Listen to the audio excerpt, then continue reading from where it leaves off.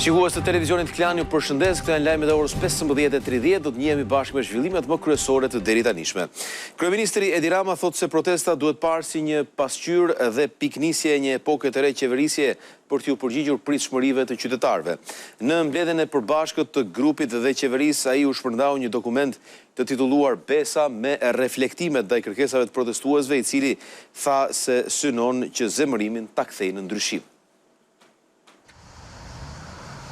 Reflektimi sotëm i kryeministrit Edi Rama pas 2 muajsh protest ndryshon jo pak nga qëndrimi që mbajti po në mbledhjen e zgjeruar të grupit parlamentar socialist dhe kabinetit qeveritar që zhvilloi muajin e shkuar. Përpara deputetëve dhe ministrave, Edi Rama këtë të premte në pallatin e brigadave foli shumë pak për algoritmin dhe luftën hibride dhe u ndal gjatë tek mësimet që kanë nxjerrë nga flamingot. Protestuesit e sinqert, siç i quan ai, e që i diferencon nga ata që kanë mbetur dhe mblidhen çdo pasdite në bulevardin dëshmorët e Kombit. Bulevardi Flamingove është prova më shëmbullore se shqiptarët nuk e krahasojnë më Shqipërinë me vendin e mungesave nga ku ne të gjithë bashku u nisëm me bekimin e tyre, po me vendin e mundësive ku ata mezi presin të mbrin.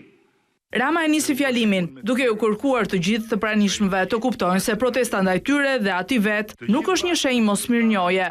Ju nuk jeni mosmirnjohës, ju jeni matësiri i standardeve tona. Kush përpiqet ta zvogloj apo ta relativizoj për masën e kësaj drejte, do zvoglohet dhe do relativizohet deri në irrelevancë. Nëse nuk e kupton se kjo e drejt është më e madhe dhe më e fortë se sa ti, qofsh dhe vetë Partia Socialiste, apo u quajq edhe Edi Rama po deshe.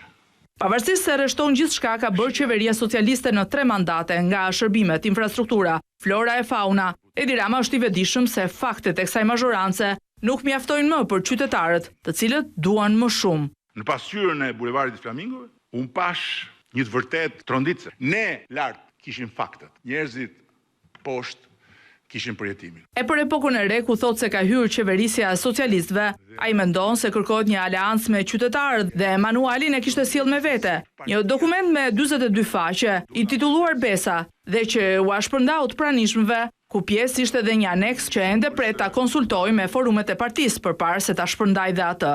Besa. Asnjë fjalë tjetër të gjuhës tonë nuk gjeta që ta thotë më qartë çfarë kthese i duhet mandatit 4.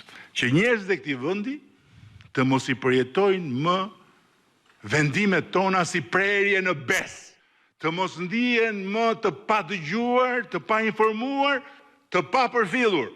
Ne nuk kemi, miqtë e mi, asnjë luftë me flamingot, po kemi vetëm një aleancë për të ndërtuar me shumë durim me ta. Ajo që duhet bëj çdo i zgjedhur dhe i emëruar socialist në çdo hallk të pushtetit, Edi Rama mendon se në radhë të parë duhet heqë dorë nga arroganca, që sipas tij është një nga arsyet përse derdhi në bulevard me mira njerëz 2 muaj më parë. Ku më pash se sa e padurueshme është bërë për njerëzit mungesa e empatisë së njerëzve të shtetit, arroganca e zyrtarëve pa gjak, që u flasin sikur të kenë karrige në vend fytyrës, ndërkohë që fytyrën e kanë parkuar në vend të prapanicës. Por Rama nuk lë pa komentuar dhe ata që i quan Korba dhe Sorra, e që sipas tij janë krejtësisht e kundërta e flamingove në qëllime dhe në sjellje.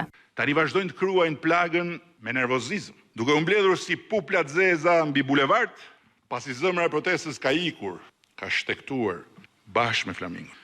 Ata nuk janë armiqtë e Shqipërisë,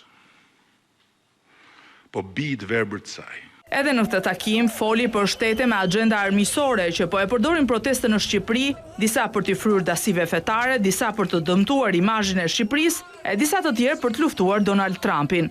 Po çfarë interesi kanë ustallarët malinj vetëm kaosin dhe rënimin e besimit, që shqiptarët të mos i besojnë më askujt.